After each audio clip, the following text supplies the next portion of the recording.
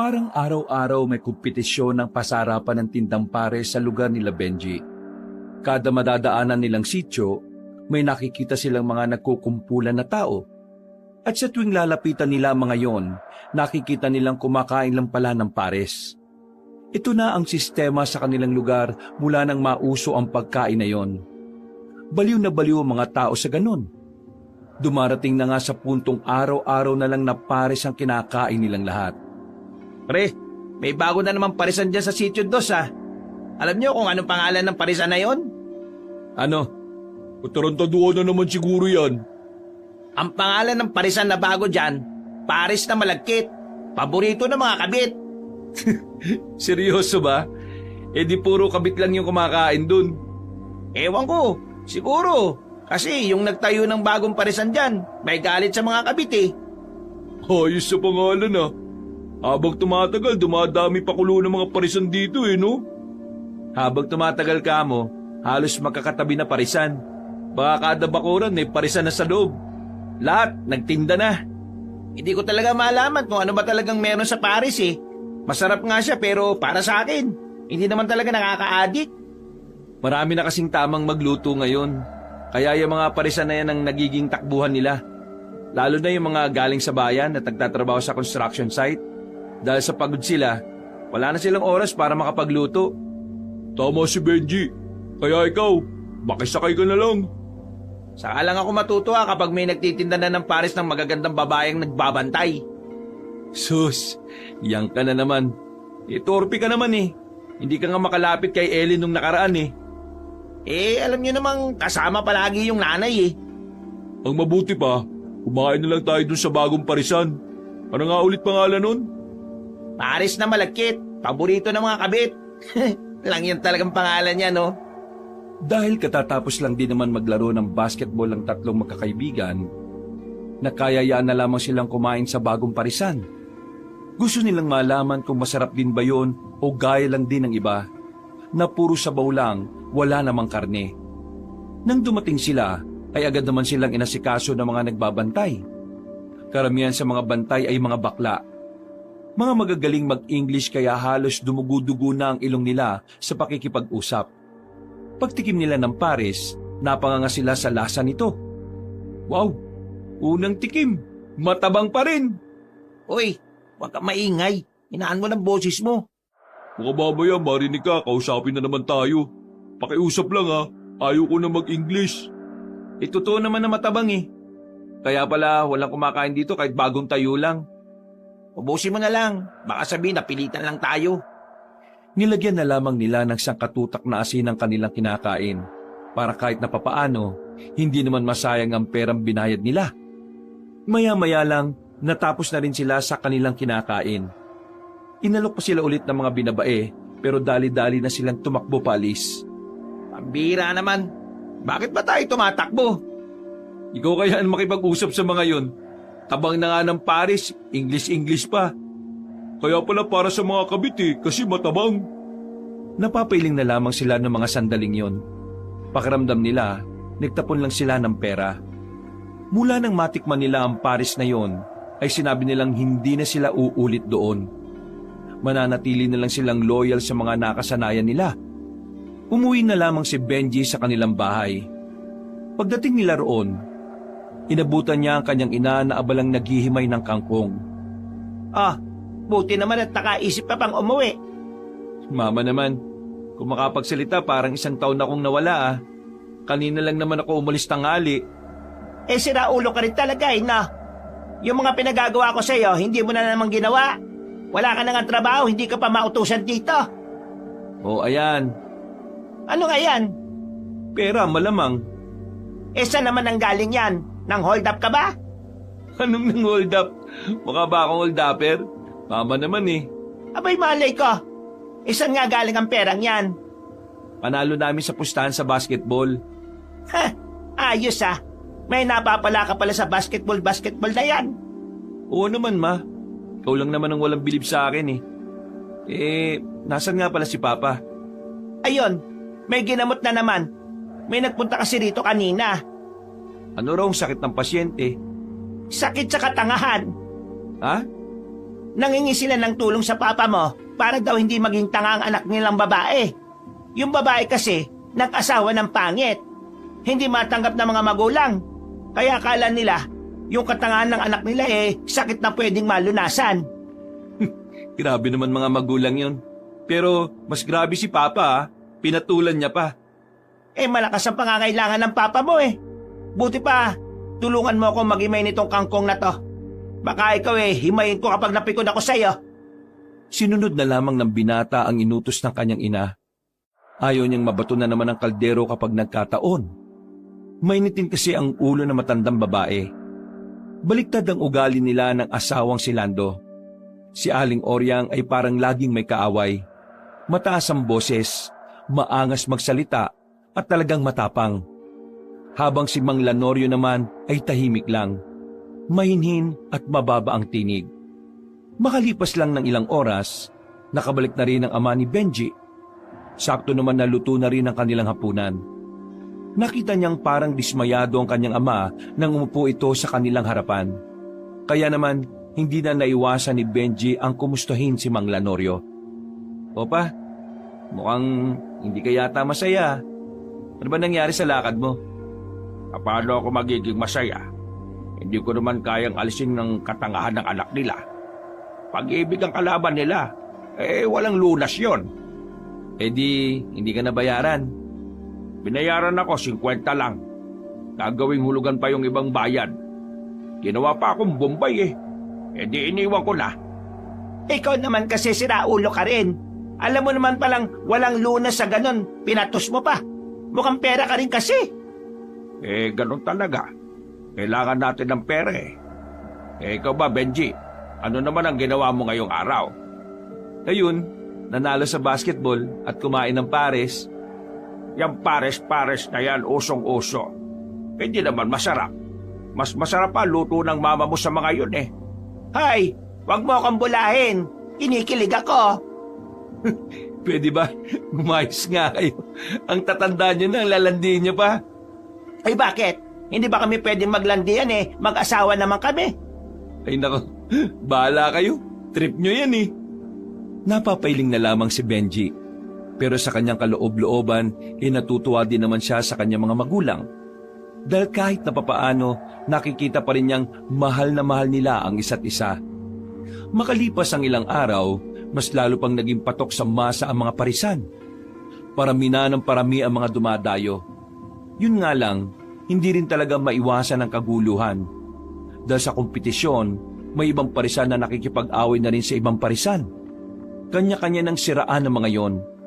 Ay nako, nakakatamad ng kumain ng parisan dito. Puro na lang away Nung nakaraan, kumakain kami ni Papa tapos biglang may nagsuntukan sa gilid namin. Yung isang lalaki kasi, galing sa kabilang parisan. Para lang siraan yung kinakainan niya. Doon na lang tayo sa parisan ng mga tanga. At least doon, tahimik lang. Konti lang nakain. Malamang, konti lang talaga kakain doon. Magmumukha ka ba namang tanga Natigilan sila sa kanilang pag-uusap nang biglang may mga dumaan na kalalakihan. Narinig nilang may bagong tayong parisan. Pero nasa labas yun ng kanilang baryo. Nagtataka ang tatlong magkakaibigan kung bakit halos magtulakan na ang mga yon. Kaya naman dahil sa kanilang kuryosidad ay hindi na nilang naiwasang sundan ang mga yon. Hanggang sa makalabas na nga sila sa kanilang lugar. Naglakad lang sila ng kaunti papasok sa kagubatan. Malayo pa lang, natatanaw na nila ang maliwanag na bakuran. Mga ilang sandali lang ay nakarating na rin sila roon. Bagong-bagong tuklas na parisan. Maganda ang lugar, maliwalas at kahit nasa kagubatan, pakiramdam nila ay ligtas ang lugar na yon. Pumasok sila sa bakuran at ang mas kinatuwa pa ng magkakaibigan, tatlong magagandang babae ang naroon. Walang pangit, lahat ay magaganda at sexy. Nakasuot pa ng manipis na kasuotan ng mga yon, kaya bumabakat ang katawan. Magandang gabi, ako si Marie, siya naman si Glenda, at ang isa naman ay si Luna. Hindi sila nakakapagsalitang dalawa pero nandito kami para pagsilbihan kayo dito sa aming parisan. Ang tatlong diwata pares. Natulala ang mga lalaki nang humarap sa kanila ang tatlong babae. Napanganga. Parang tutulo na ang laway ng mga yon. Maging ang magkakaibigan din ay parang sandaling nawala na rin sa sarili. Mga sir, gusto niyo po bang subukan ng Paris namin? Mas masarap ito kumpara sa nakasanayan ninyo. Kailangan niyo lang talagang damhin ang bawat linamnam ng karne. Parang mga tangang nag-uunahang maka-order mga lalaki. Kaya nagpahuli na lamang sila Benji at nagpa siyang umupo na muna sa tabi. Matapos maka-order ang iba, ay nilapitan naman sila ni Marie, ang babaeng tumatayong may-ari ng parisan. Sir, ano pong sa inyo? Ano pong meron? Ibig kong sabihin, anong ino-offer nyo? Pwede ka ba? Pinagsasabi mo dyan, uy. Ibig kong sabihin, pwede bang ikaw ang mag-serve sa amin? Oo naman po. Walang problema. Bali, ang meron po kami rito, sir, Paris Special. Ang Paris Special, meron siyang karni ng baka, may manok din at itlog. Pero kung Paris Overload naman po, sa malaking mangkok po yun at mas maraming karne na ilalagay. Meron din kaming juice na magandang pamaris sa Paris. Overload na lang kami. Oo, overload. Parang ikaw, overload ang kagandahan. Sus, bulero ka naman sir ha. Minsan lang magsabi ng totoong kaibigan namin na yan, at ngayon yun. Maraming salamat po mga sir. Sana, suportahan niyo palagi ang parisan namin. Ay, oo naman. Sa ganda niyong yan, siguradong masarap din ang mga luto niyo dito. Sige po, ihahanda na rin po namin ang kakainin ninyo. Alam namin gutom at takam na rin kayo eh. Nang maglakad na ang babae papasok sa kusina, napanganga pa sila dahil sa ganda ng hubog na katawan nito. Ganon din ang dalawang babae na si Glenda at si Luna. Akin si Luna, ah. Mukhang tahimik eh. Mas mahinhin. Tanga talaga nito. Hindi nga raw nagsasalita eh. Pero sa akin naman si Glenda. Medyo malaman pero sexy. Kung makaangkin tong mga to, kala mo naman talaga papatulan sila ng mga yun. KJ mo naman. Pumili ka na lang din ng gusto mo. Eh di malamang, sa akin na yung si Marie. Habang nag-asikasong tatlong babae, nakikita pa nila paminsan-minsan na tumitingin ang mga yun sa kanila. Nginingitian sila. Maya-maya lang, dinala na rin sa kanila ang Paris nila. Hindi maalis-alis sa mga mata nilang tatlo sa dibdib ng mga babae. Para kasing sinasadya ng mga yon ay pakita sa kanila. Maraming salamat. Sana magustuhan ninyo. At kapag may kailangan kayo, lumapit lang kayo sa amin ha. Nang tikman nila ang Paris, nanlaki ang mga mata nila. Parang gustong magwala ng tatlo sa sobrang sarap ng Paris na kanilang natikman. Para sa kanila, sa dami ng parisan sa kanilang lugar, ito ang pinakaunang natikman nila na sobrang kakaiba. Walang katulad, sobrang sarap. Wisit, bakit ngayon ko lang natagpuan ng parisan na to? Sobrang sarap! Napatingin ang ibang kumakain at natatawa na lang din. Isang malakit na ngiti naman ang sinukli sa kanila ng tatlong babae. Noong mga sandaling yon, agad nilang naubos ang unang kanin na binigay sa kanila. Hindi pa sila nakontento. Kumuha agad sila ng panibagong kanin. At sa nakalipas lang na 20 minutos, nakakalimang kanin at 2 pares na rin sila. Busog na sila. Saka lang sila tumigil nang maramdamang hindi na rin nila kaya pang kumain. Pagkatapos magbayad, nagpaalam na rin sila sa tatlong babae. Sa lahat ng lalaking naroon, napapansin nilang sa kanila mas komportable ang mga yon. Bagay na lalong nagpalaki ng mga ulo nila. Inisip nilang baka may gusto rin sa kanila ang mga yon. Pag-uwi ni Benji sa kanilang bahay ay wala na itong ganang kumain. Naabutan niyang nasa hapagkainan na ang kanyang magulang. Ay, saan ka pupunta? Hindi mo ba nakikita ang kakain na?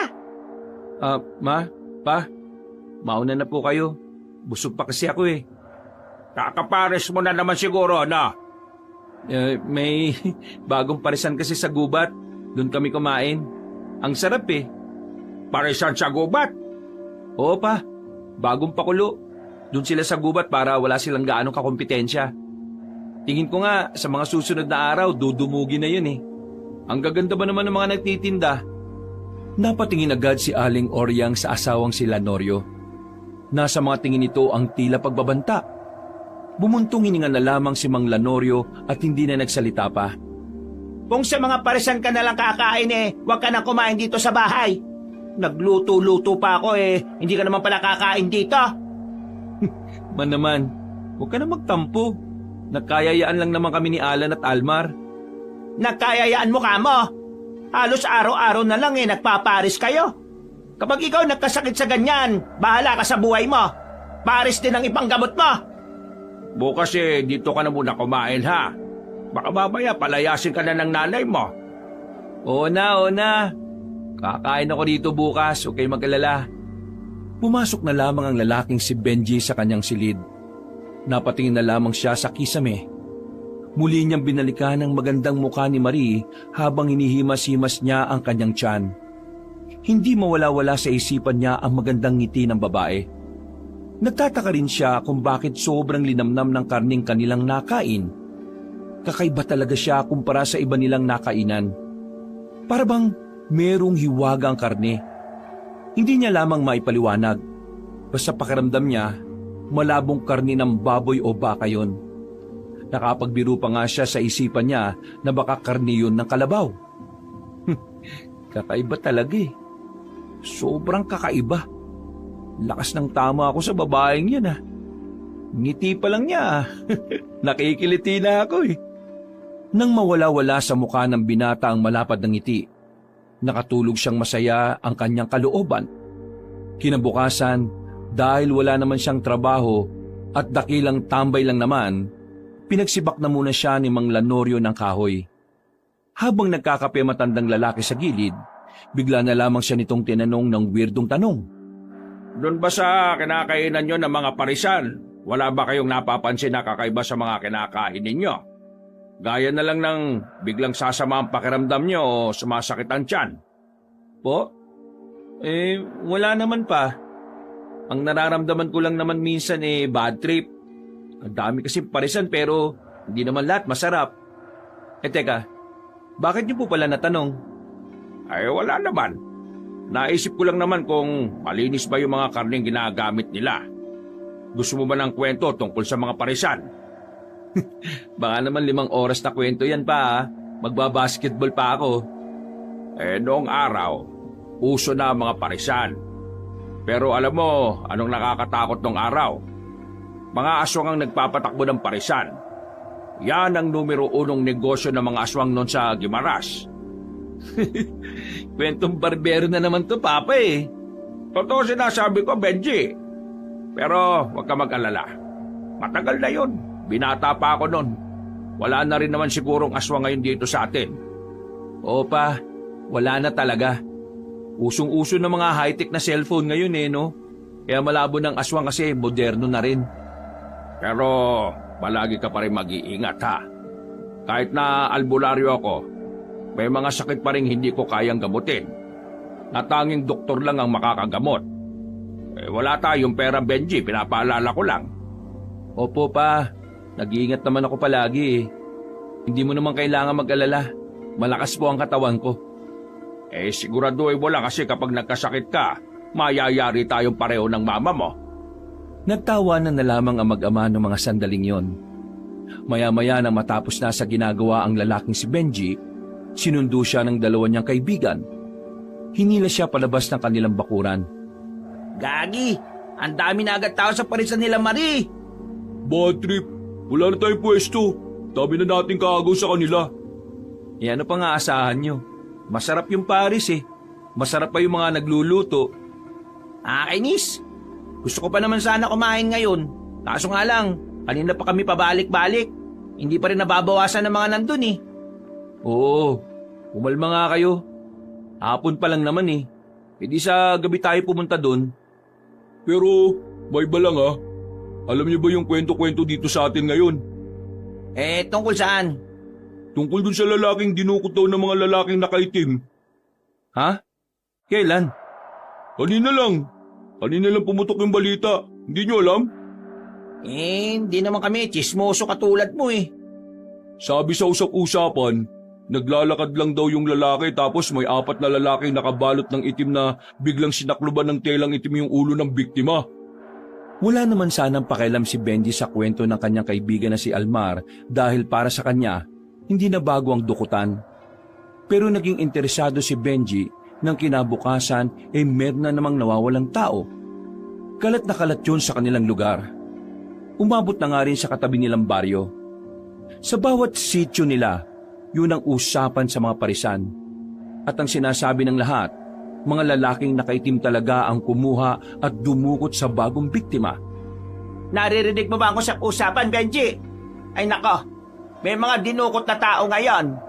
2 biktima na meron dito sa lugar natin. Alam mo ba kung ano raw ang ginagawa sa kinukuhang tao? Kinukuha ang laman loob, mata, utak, basta lahat pwedeng pakinabangan, kinukuha. Binibenta raw mga yun sa mga sindikato sa Maynila. Kaya ikaw huwag ka na munang gagala-gala. Kahit naman makuha nila ako, wala naman sila mapapala sa mga laman loob ko. Hindi naman na ako fresh. Hay, siraulo ka talaga kapag kinakausap pa ng maayos no? Oo na po, nakikinig naman ako . Yang sinasabi ng mama mo, totoo yan. Naalala ko na naman nung araw. Napadpad kasi ako sa Manila kasi nandun yung tiyuhin ko. Ay nako, halos araw-araw may nangunguha ng mga bata. O kaya kahit ano na lang, matanda, babae, basta marami. Tapos, ibebenta na naman nila sa mga aswang. Alam ko na kasunod niyan, pe. Aba, bastos to. Nagsasalita pa nga ako . Alam na kasi namin ni mama yung kasunod . Matapos makapagapunan, pasimpleng lumabas ang lalaking si Benji para puntahan ang 2 kaibigan niya na kanina pa pala siya hinihintay. Noong mga sandaling yon, balak na naman nilang kumain sa parisan nila Marie. Pares na talaga ako. Bilisan nyo naman maglakad, ang babagal nyo . Gustong-gusto mo lang makita si Glenda . Malamang. Huwag na nga kayo maging ipokrito. Alam naman natin yung mga babae lang naman ang pakay natin . Bigla silang napatigil sa paglalakad na makaramdam sila na parang may sumusunod sa kanila. Na makarinig sila ng mga kaluskos, agad-agad silang naghilahan para makatakbo. Nadapa pa si Almar sa tain ng kalabaw. Sumubsob siya roon. Nalagyan ng tayang kanyang dibdib. Nung pagkakataong yon, sa halip na tulungan nila si Almar, nauna pa nila itong pinagtawanan. Ang pag-iisang dibdib ng tae at ng dibdib ng mukhang tae. Uy, ang gulo naman ang sinabi mo. Pero nakakatawa . Maulang ya, sa halip na tulungan niyo ako makabangon, tinatawanan niyo pa ako. Ganun daw kasi ang tunay na kaibigan. Galit na bumalik si Almar. Hindi na sila nito nilingon. Natatawa na lamang si Benji at Alan. Para kasing batang nagmamaktol si Almar habang may ebak ng kalabaw. Gagi kasi ito, tinawanan . Sus, tumawa ka rin naman . Ayaw na yon. Siya naman yung unang nanghili . 2 na lamang silang nagtungo sa parisan. Nang dumating sila roon, nakita nilang nagliligpit na pala ang 3 babae. Wala na rin mga customer. Maaga kasing naubos ang tinitinda nila Marie. Dismayadong lumapit ang magkaibigan habang napapakamot sa ulo. Maganda gabi, Marie. Wala na kayong tinda? Ay nako, pasensya na kayo. Ang aga kasing naubos . Hindi nyo naman kasi kagad sinabi na pupunta kayo para napagtabihan namin kayo. Talaga? Pwede nyo pala kaming pagtabihan? Oo naman. Isa kayo sa unang customer namin kaya espesyal kayo sa amin. Ganun ba? Total, wala na rin naman kaming inabutan. Tutulungan na lang namin kayo magligpit. Ay nako, hindi na. Kaya naman namin . Kahit itong mga upuan at lamesa lang. Saan ba ito ilalagay? Sige, dyan lang sa gilid. Sa loob ng kusina nyo, gusto nyong tulong? Ay, hindi na. Ayos na kami. Kayang-kaya na namin. Diba, Glenda at Luna? Tumango lang ang 2 dalaga. Natunaw na naman si Alan sa ngiti ng babaeng si Luna. Nakita na lamang ni Benji na unti-unti nang lumalapit si Alan sa babae.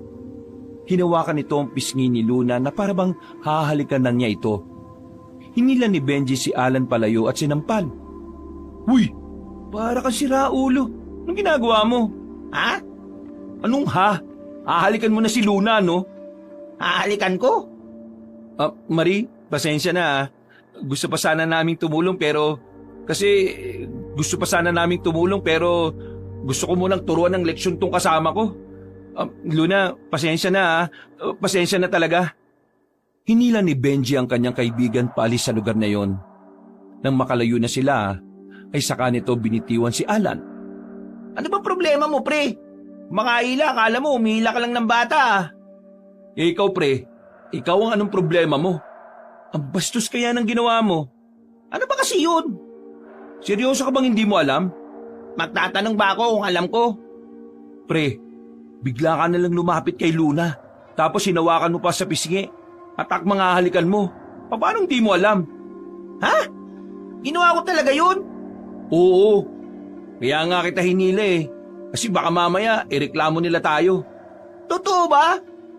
Ano? Gagawa ko ng kwentong ganito? Wala ka ba talagang naalala? Wala nga. Ang huli ko lang naalala, napatingin ako kay Luna. Tapos sunod nun, bigla mo na lang ako sinampal. Seryoso ba talaga? Ano nangyari kanina? Nawala ka sa sarili? Hindi ko alam. Kilala mo naman ako, pre. Kahit na mahilig ako sa babae, hindi ko gagawin bigla na manghalik lang ako. Lalo na kung hindi ko naman kilala gaano. Hindi wala ka nga talagang alam dun. Ay sus, ang kulit mo talaga, wala nga. Di ka kaya na-hypnotize kay Luna? Si Luna? Kayang gawin yun? Napakamot na lamang si Benji sa kanyang ulo. Maging ito rin kasi ay naguguluhan sa nangyari. Habang naglalakad sila pabalik ng kanilang lugar, pinagpalagay na lamang ni Benji na baka naingkanto lang si Alan. Pero hindi na rin niya yun sinabi pa sa kanyang kaibigan para hindi na yun mabahala pa. Bago sila maghiwalay ng landas, nadaanan pa nila ang kaibigan nilang si Almar na naliligo sa bakuran. Pre, huwag ka na magalit. Hindi naman namin sinasadyang matawa eh. Oo nga naman. Ito talaga para namang hindi tayo magkakaibigan yan eh. Baliw, di naman ako galit eh. Bad trip lang ako kanina. Ang baho kaya. Eh paano magiging mabaho yun eh, tahi lang ng kalabaw yun. Damo lang naman kinakain nun. Aba, malay ko. Pre, itong si Alan na-hypnotize yata ni Luna. Ha? Anong na-hypnotize? Bigla na lang kasi nitong hahalikan yung babae. Pero ang sabi niya, hindi naman daw niya alam yun. Wala siya sa sarili. Ha? Seryoso? Oo nga pre, promise wala talaga akong alam. Natawa na lang ako nung sinampal ako nitong si Benji eh. Tingin ko talaga pre, may kakaiba kay Luna. O baka may kakaiba sa kanilang tatlo. Dahil sa kaisipan na yon ni Alan, nagsimula na tuloy magbago ang tingin nila sa tatlong babae. Ang kanilang pagpapantasya ay napalitan ng pagtataka. Tila ba nagkaroon sila ng haka-haka na baka merong tinatago ang mga babae. Mula noon, nagkaroon na rin sila ng pag-aalinlangan na kumain doon. Hindi sinabi ni Benji ang pangyayaring yun sa kanyang ama. Iniisip din kasi niya na baka masyado lang silang nag-iisip. Na baka nga tama ang una nilang hinala na naingkanto lang si Alan. Pero para makasigurado sila, nagpatuloy ang pagpunta nila sa parisan ng mga babae. Hindi na para makipaglandian, kundi para rin magmasid at mag-obserba. Lunes ng hapon, saktong umuwi na ang mga magulang ni Benji sa bahay nila. Naabutan silang magkakaibigan sa bakuran. Ah, narito pala ang dalawang tukmol ah. Grabe naman sa tukmol, Aling Koryang. Sa gwapo naming to. Gwapo ng lubot niya. Nandito na naman kayo. Kung ano na naman siguro binabalak niyong gawin na. Hindi naman po, Aling Oryang. Matatapos lang din po kasi namin maglaro ng basketball. Panalo po kami kaya tamang merienda lang muna. Himala, hindi yata kayo dumiretso ng parisan. Wala pa sa mood pa, pahinga po muna. Ay siya nga pala, kayong tatlo ha. Mag-iingat kayo sa paggala-gala nyo. May nadagdag na naman biktima sa mga kinukuhang tao. Meron na naman pa? Oo, pang-anim na ito. Sa ngayon, lalaki naman ang kinuha. Kasing edad nyo lang din yata. Nagkatinginan na magkakaibigan. Napapansin kasi nilang parang habang tumatagal, lumalala na ang problemang yon. At ang masaklap pa, hindi naman mahuli-huli ng mga kinaukulan. Ang sabi lamang ng mga tao, bigla-bigla na lang daw lumilitaw ang mga yon at mabilis ding nawawala. Wala ring naiiwang bakas. Eh sino naman kaya mga yun? Talamak na. Mang Ladorio, totoo ba yung sinasabi nila na nawawala na lang bigla mga nandudukot? Ewan ko rin. Kung totoo man, di alam na kagad natin na hindi naman pakaraniwang tao mga yon. Sige na, magluluto na kami ni Oryang. Kayong dalawa ha, mamaya na kayo umuwi. Dito na muna kayo. Sumama na kayong maghapunan sa amin. Hindi yung puro pares na lang kinakain niya. Nakalibre ng hapunan ng dalawang kaibigan ni Benji nung gabing yon. Pagkatapos, nagkayayaan na naman ang magkakaibigan na umalis. Balak nilang sumilip lang sana sa parisan nila Marie. Pero habang naglalakad sila, kakaibang senaryo ang kanilang nadatnan. Ilang metro ang layo mula sa kagubatan na kinaroroonan ng parisan, nakita nila ang 4 na lalaki na may hinablot na isang babae. Sinubukan na makapalag ng babae pero wala rin itong nagawa. Kitang-kita ng 3 kung papaanong binuhat ng mga yun ng babaeng bigla na lang nawalan ng malay. Pero ang mas kinawindang nila, nakita rin nilang tumalon papunta sa taas ng puno ang mga misteryosong lalaki na nakaitim. Anak ng tokwa, anong klase mga tao yun? Ang taas ng mga talon ng mga hinayupak na yun Palaka ba yun? Kung sundan kaya natin sila kung saan sila pupunta? Wag, delikado. Baka mamaya kakaibang nila lang yun. Mapapahamak lang kayo. Anong gagawin natin? May kinuha na naman tao yung mga nakaitim na yun. Tuloy tayo sa parisan nila Marie. Ano bang iniisip mo ngayon, pre? Basta, tara na. Kahit nababahala na rin sila nung oras na yon, tinungo pa rin nila ang kinaroroonan ng mga dalaga. Pagdating nila roon, marami-rami pang mga customer ang naroon. Wala na silang mauupuan, kaya naman hindi na muna sila lumapit. Kung lumapit kaya tayo sa bandang kusina nila, tapos tingnan natin kung anong meron sa loob. Balo ka ba? Di kapag nahuli tayong mapagkamalan pa tayong magnanakaw. Lalapit tayo kapag meron ng bakante. Mag-obserba lang tayo. Kailangan nating alamin kung anong meron sa kanila. Seryoso ba to? Wala tayong pakialam sa nangyari kanina? May magagawa ka pa ba ron? Di isumbong natin sa kinaukulan. Paano kung tayo naman ang punteryahin ng mga nilalang na yon? Nanahimik si Alma sa sinabi ni Benji. Napagtanto rin kasi nitong may tama rin naman ang sinasabi ng binata. Maya-maya pa, nakita na rin nilang may tumayo na sa kumakain. Nakipag-unahan silang makaupo roon, kaya agad naman nilang napwestuhan yon. Nakita sila ni Luna. Lumapit ito sa kanila at sumenyas-senyas. Ang sabi niya, mas maganda raw kung naligo kayong dalawa. Nakakaintindi ka ng sign language? Hindi. Gawa-gawa ko lang. Ang sabi niya, magandang gabi sa inyong 3. Sabay-sabay silang napalingon sa gilid nang marinig nila ang tinig na yon ni Marie. Nakasuot pa ito ng apron. Makikita ang pawi sa bandang noo nito na indikasyon na abalang-abala ito sa kusina. Marie, pwede bang pa-order ng 3 overload? Wala namang problema. Sa katunayan, tinabihan na namin kayo Luna, Marie, tungkol sa nangyari, gusto ko sanang humingi ng pasensya. Alam kong bastos ang ginawa ko. Ang sabi ni Luna, ayos lang daw. Akala niya nga raw gagawin mo Umasa raw siya. Ay, kilig itlog si Alan. 3 overload na. Sige, pakihintay na lang Mabilis na lang naman yun kasi nakabalot na siya kanina pa. Gusto rin ako ni Luna siguro, pero hindi pa rin mawawala sa isip ko na baka nahipnotismo niya ako pero teka, si pa rin man nakakain pa rin tayo dito kahit na naghihinala tayo sa kanila.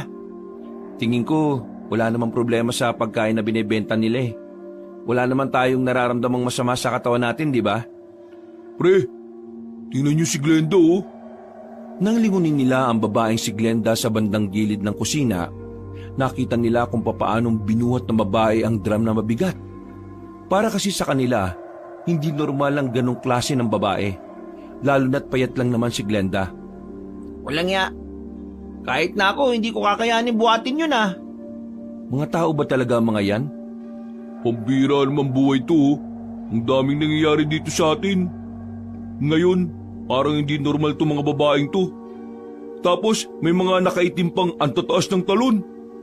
Ayun na, kumilos lang kayo ng normal Umayos sila ng pagkakaupo nang lumapit na sa kanila si Marie at Luna. Mainit-init pa ang pares na inilapag sa lamesa. Talagang sinadya ng dalawang dalaga na yumuko para makasilip ang mga binata sa kanilang itinatagong bundok. Sana mag-enjoy kayo. Marie, Bakit? pwede ba kitang ligawan? Munti ka na mabilaukan ng dalawang kaibigan niya nang sabi niya yon. Ang babaeng si Marie naman ay napangiti at natawa na lang din. Seryoso ka ba? Oo naman. Bakit naman hindi? Alam mo kasi, wala akong oras sa mga ganyan eh. Kita mo naman kung gaano ako kabala rito. Tapos, may dalawang kapatid pa akong hindi nakakapagsalita. Kailangan nila ako sa buhay nila. Pasensya ka na. Okay lang. Naiintindihan ko naman eh. Ngumiti na lamang ng pilit si Benji at naglakad na rin palayo ang babaeng si Marie. Agad naman siyang pinagtawanan ng dalawa niyang kaibigan. Agoy, busted ang tropa namin na yan. Busted ka talaga. Binigla mo ba naman eh? Mga siraulo, akala niyo ba seryoso ko? Sus! Dahilan mo lang na di ka seryoso para hindi halatang paiyak ka na. Sinubukan ko lang kung papayag siya. Para kung pumayag siya, may dahilan ako para magtanong tungkol sa tinitirhan nila. Natahimik ang dalawang lalaki. Sumeryoso na rin ang mukha nila na parang nakaramdam ng hiya. Para malaman natin kung anong meron sa kanila. Kailangan natin mapalapit sa kanila, di ba? Di ba, curious din naman tayo kung paano ka nahipnotismo ni Luna? Akala ko ba, naengkanto lang ako. Yun din naman ang iniisip ko. Pero sa tuwing titingin ako sa kanila, may nararamdaman ako na parang mali eh. Parang may kakaiba talaga sa kanila. Tingin ko, kailangan na nating tikman to. Nakatingin sila sa atin. Baka maginala sila. Sinimulan na muna nilang kumain. Nilalasahan ni Benji ang pares. Wala naman silang nalalasahan na masama. Ganun pa rin ang timpla. Masarap pa rin. Malinamnam pa rin ang karne na nakakagat nila. Paano kung hintayin natin silang magsara para malaman natin kung saan sila nakatira? Magandang ideya yan. Pero, paano kung nakita nila tayo? Anong sasabihin natin? Di sabihin nating naliligaw lang tayo. Pantangan naman yung palusot mo eh. Sabihin na lang natin na sinusundan natin sila kasi nag-aalala tayo na baka may umatake sa kanila. Sabihin natin yung tungkol sa mga nawawalang tao dito sa atin. O sige, yan ang sabihin natin. Matapos nilang kumain ay pumwesto na muna sila sa madilim na parte. Pero hindi naman kalayuan sa parisan. Makalipas lang ang ilang oras, ubos na rin ang mga binebenta ng mga babae. Wala na rin ang mga customer. Nakita nilang nagliligpitan na ang mga yon kaya inihanda na rin nila ang kanilang sarili. Ayan na, aalis na sila mga pare. Pero ang kanilang pinagtaka, nakita nilang sa likod ng parisan dumaan ng mga yon. Napaisip tuloy ang tatlo kung may daanan ba talaga ron. Kaya naman wala na silang sinayang na pagkakataon. Palihim at maingat silang naglakad palapit doon. Pero laking pagtataka na lamang nila nang wala na agad ang tatlong babae sa likuran ng parisan. Gagi, saan ang mga yun? Ang bilis na wala ah. Parang kagaya nila yung mga nakaitim ah. Nawawala na lang bigla. Paano kung Kung ano? kung kagaya sila ng mga nakaitim? Ano ba kasi yung mga nakaitim na yun? Pasukin natin tong parisan para masagot ang katanungan natin. Naganap sila ng maaaring pasukan sa parisan. Pero nakakandado ang pinto at ang dalawang bintana. Desidido ang tatlong magkakaibigan na makapasok sa loob. Kaya naman kumuha sila ng malaking bato. Wala na silang pakialam kung trespassing ang kanilang gagawin. Binasag nila ang kandado sa bintana. At dahil kasyang-kasya naman sila roon, isa-isa silang pumasok doon. Binuksan kaagad nila ang ilaw. Bumungad sa kanila ang makalat na kusina. Para hindi man lang yun nalilinis. Nakakalat din ang ibang kagamitan sa pagluluto. Pero ang nakapukaw ng kanilang atensyon ay ang drum na kulay asul na nasa gilid. Yun ang drum na binubuhat ni Glenda. Lumapit sila roon.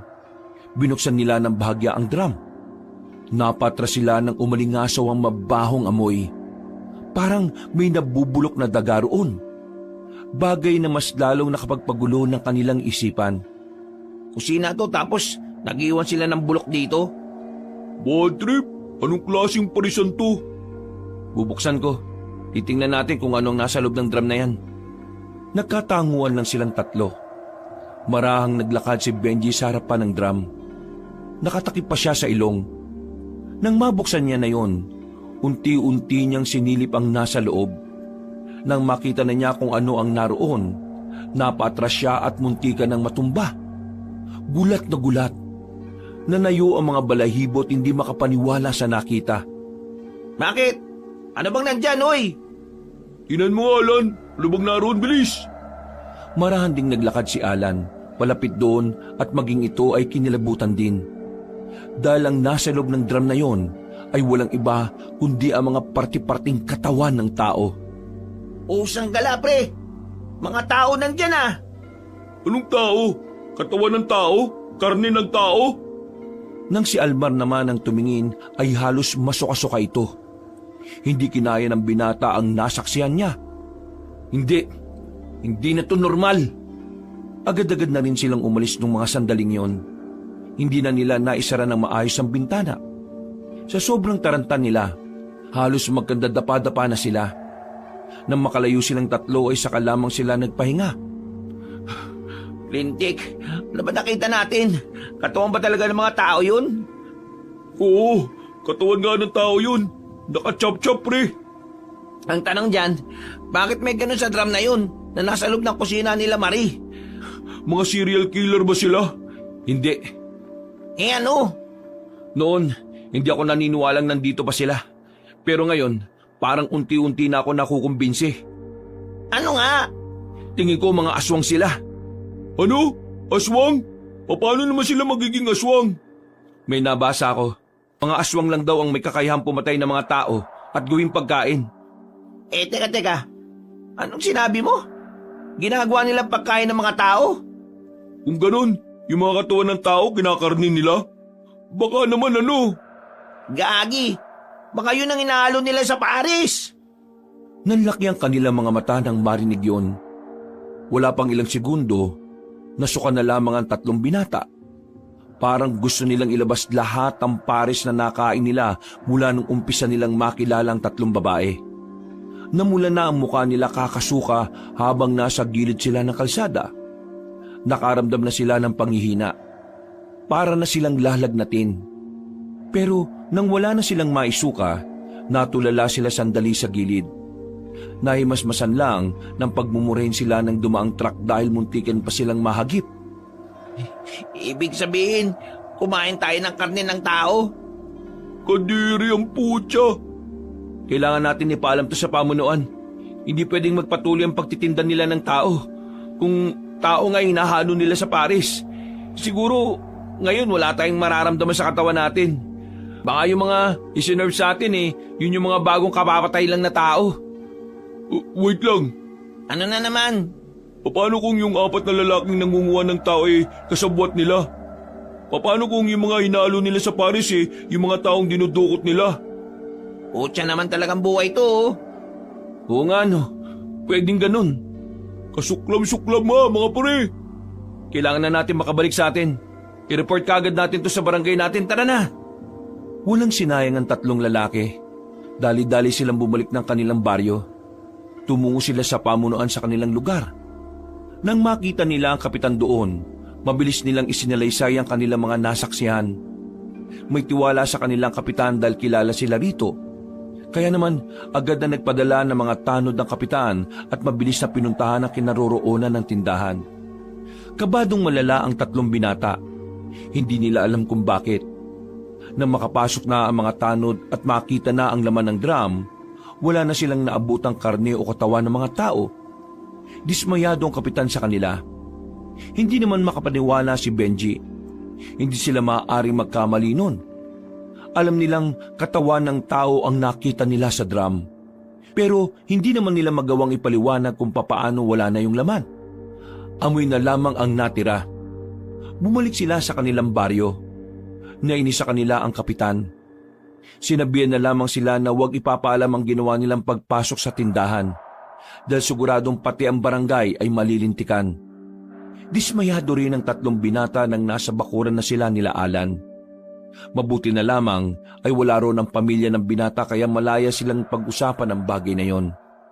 Tingin ko, kailangan na rin natin kabahan. Bakit tayo kakabahan? Totoo naman nakita natin yun Hindi niyo ba naintindihan ang nangyayari? Inalis nila kaagad yung laman ng drum. Ibig sabihin, alam nila Marina naroon tayo kanina. May punto siya, pre. Kaya anong gagawin natin ngayon? Wala. Wala tayong gagawin. Kikilos lang tayo na parang walang nangyari. Pero iwas muna tayo sa parisan nila. At huwag na muna tayong maglalalayo sa bahay. Paano ako, pre? Wala akong kasama dito. Sa susunod na buwan pa uuwi sila mama Hindi doon ka muna sa amin. Ipapaalam kita kay mama at papa. What if sabihin natin kay Mang Lanorio ang tungkol dun kay na Marie? Total, albularyo naman ang papa mo, di ba? Pinag-iisipan ko nga rin Pero baka naman magalit siya sa akin kasi pinasok ko tong gulo na to. Pre, mamili ka. Mapahamak tayo o sasabihin mo sa papa mo? Tingin ko makakatulong si Mang Lanorio Huminga ng malalim ang binatang si Benji. Pumayag siya sa gusto ng dalawa. Maya-maya lang, isinama na rin ni Benji si Alan patungo sa kanila. Pagdating nila, naabutan pa nilang gising si Mang Lanorio. Nagkakape pa ito sa kanilang bakuran habang nagmumuni-muni. Magandang gabi po. Oh, magandang gabi naman. Saan ba kayo galing at parang ginabi na kayo? Pa, pwede bang dito na muna si Alan sa atin? Magkasama kami sa kwarto ko. Ay, oo naman. Bakit? May problema ba? Ito kasing si Alan Takot mag-isa sa bahay nila. Baka raw kunin siya nung mga nandurukot. Oo nga po, tito. Baka po pwede lang po, kahit sandali lang. Wala pa kasi sila mama hanggang ngayon Napasarap na yata ang bakasyon sa Maynila. Oo, sige. Pa, tulog na ba si Mama? Oo, maaga pa yung bukas Pa, may sasabihin sana kami sa'yo. Pero huwag ka sana magugulat Nakabuntis ka? Pa naman hindi. Ano nga ba yan? Pa, ganito kasi. Alam mo yung kinakainan namin na pares? Oh, Yung magagandang babae? oh. May natuklasan kami sa kanilang kakaiba. Nung nakaraan kasi, itong si Alan, bigla na lang niyang hahalikan yung isa sa mga babae. Luna yung pangalan. Pero ang sabi niya, hindi naman niya alam na gagawin niya yun. Para bang nahipnotismo siya pa. Kaya dahil doon, inobserbahan namin sila. Hanggang sa naisip na namin na pumasok sa parisan nila. Nung walang tao, pumasok kami. May drum doon na malaki. Pagbukas namin, may laman siya na karne ng tao. Sobrang May laman ito na karne o katawan ng tao. Sobrang baho. Tapos kanina, yung tinawag na namin sila kapitan para puntahan yon. Pagbalik namin, wala nang laman yung drum. Mukhang natunugan nila kami. Hindi lang po yun. Alam niyo po ba yung mga lalaki na dudukot na bigla-bigla na lang nawawala? Nakita rin namin yun nung nakaraan na may kinuwang babae.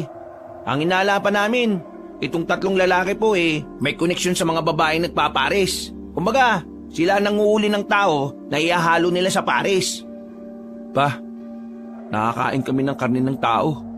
Wala kaming kaalam-alam na karne ng tao yung hinahalo nila sa pares namin Ay, huwag kayong mag-alala. Wala naman nang mangyayaring masama sa inyo. Nagtaka si Benji kung bakit ganun ang reaksyon ng kanyang ama. Ang iniisip niya kasi, bigla-bigla na lamang maaalarma ang kanyang tatay.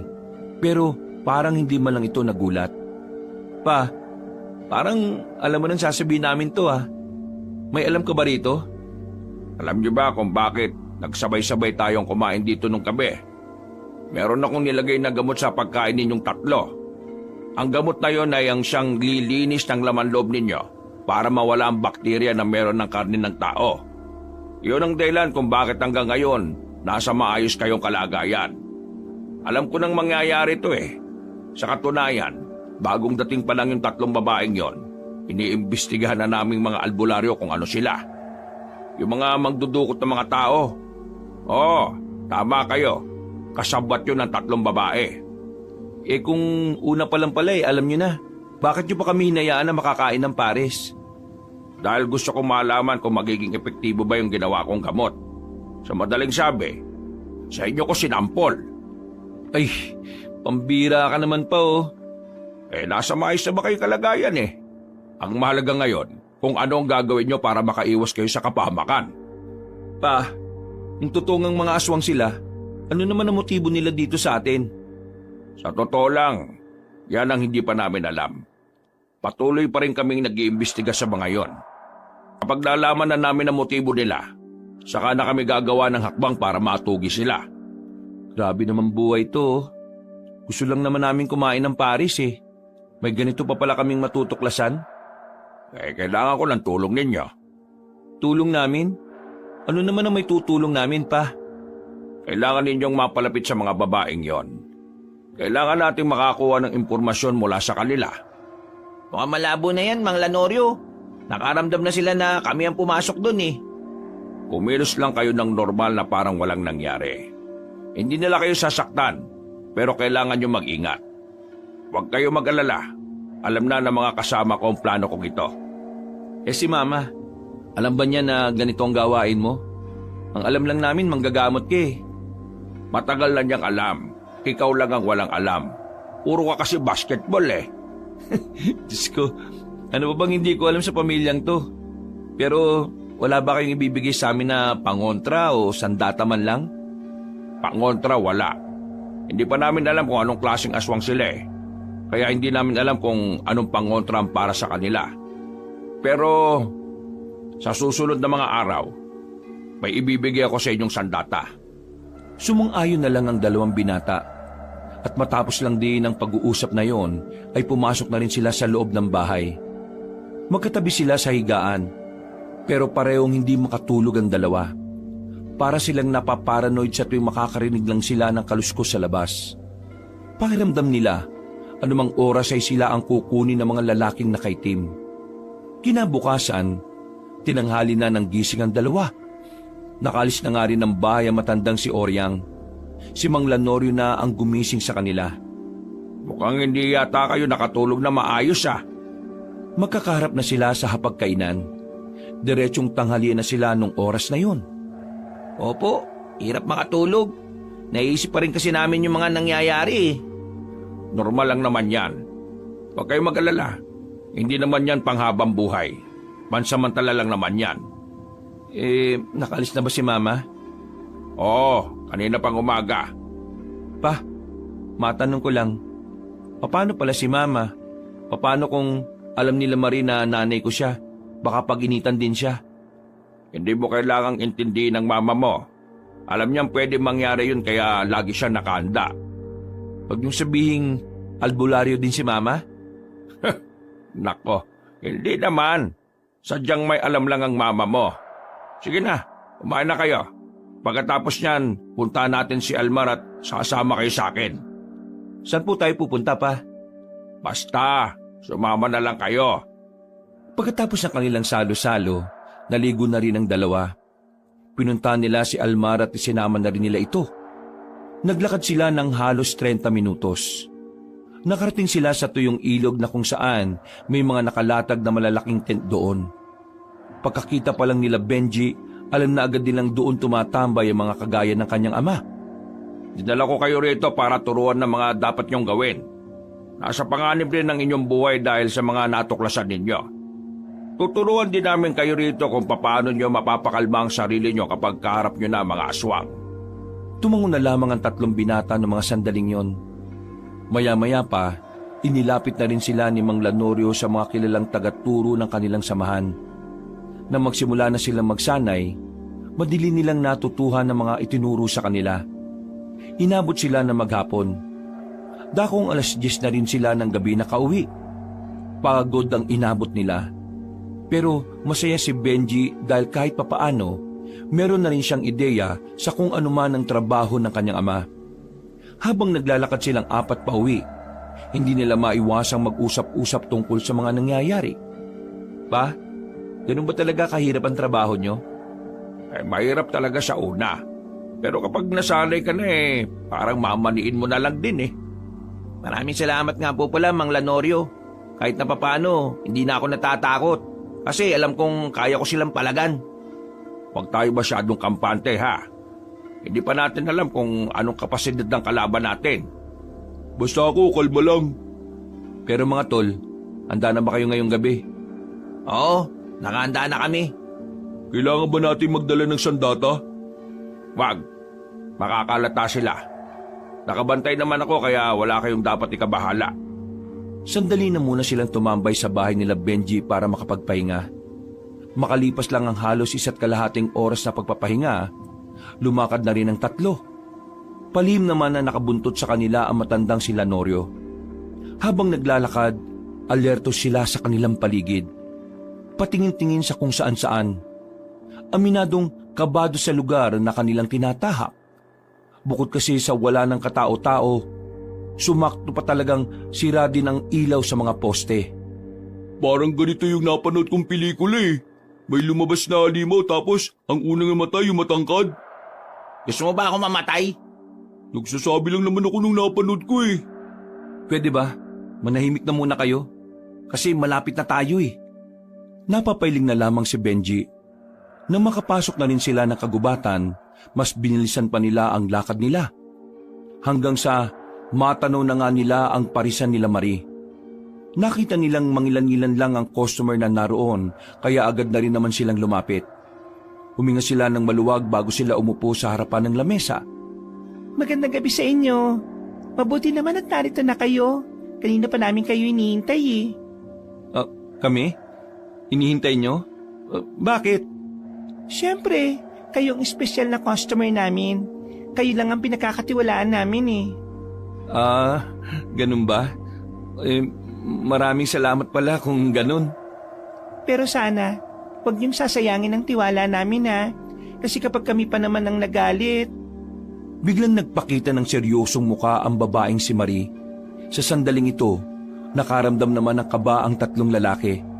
Pero nawala ang kaba nila nang biglang ngumiti ulit ang dalaga. Uy, mga seryoso naman kayo, biro lang. Kayo naman parang ibang tao eh. Ay, nanibago lang kami sa'yo. Kasi parang ang daldal mo ngayon eh. Eh kasi naman, may problema kami magkakapatid. Problema? Anong problema? Kanina kasi pagbalik namin dito, sira ng bintana ng parisan namin. Para bang may pumasok na magnanakaw. Buti nga walang nawala sa loob eh. Ano kaya ang ginawa nila?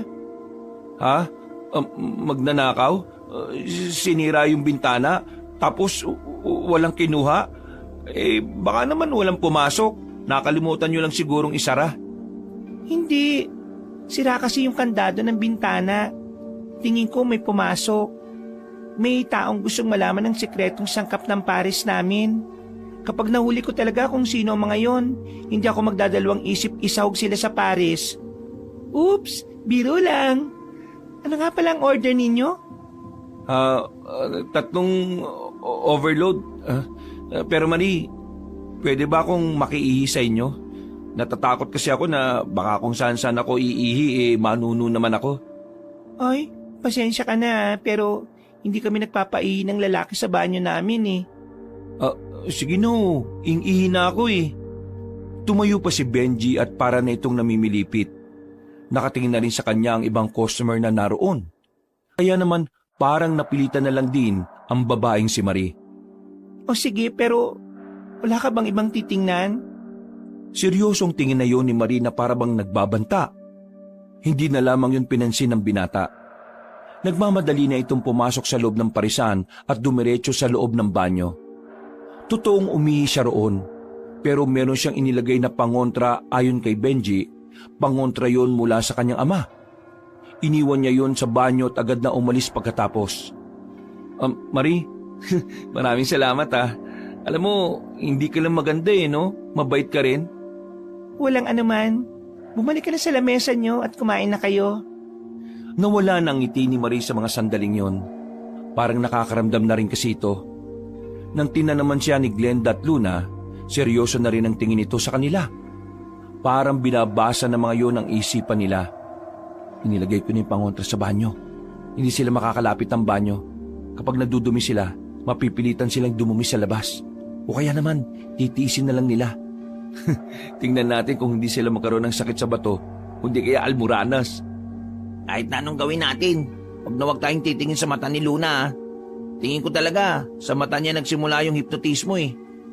Buti naman naisipan mo pa yan. Napatingin silang tatlo sa pares na nasa harapan nila. Muli nilang naalala ang karne ng mga tao na naroon. Kaya naman nakaramdam na naman sila ng pandidiri. Nagdalawang isip sila kung kakainin ba nila yon o hindi. Pakainin ba natin to? Kadiri eh. Benji, isip ka paraan para makalis tayo nang hindi to kinakain. Tarantado ka! Bigla na lang hinawakan ni Benji sa kwelyo si Alan. Gulat na gulat ang lalaking si Alan ng mga sandaling yun. Hindi nito matunugan ang gustong gawin ni Benji. Uy, ano ba problema mo? Tinaob ni Benji ang lamesa para hindi na nila makain ng pares. Pagkatapos, tinuloy pa rin ito ang pag-arte. Magkaibigan tayo tapos tataluhin mo ako? Ako may gusto kay Maria at hindi ikaw. Bakit? Uy, ano ba ginagawa nyo? Itong siraulong to eh. Kala mo talaga kaibigan ko. Pero may balak sulutin sa akin si Marie. Hindi na nakatiis ang tatlong dalaga at lumapit na rin ito sa kanila. Inawat sila nito at pinaglayo. Please, huwag kayo mag-away dito.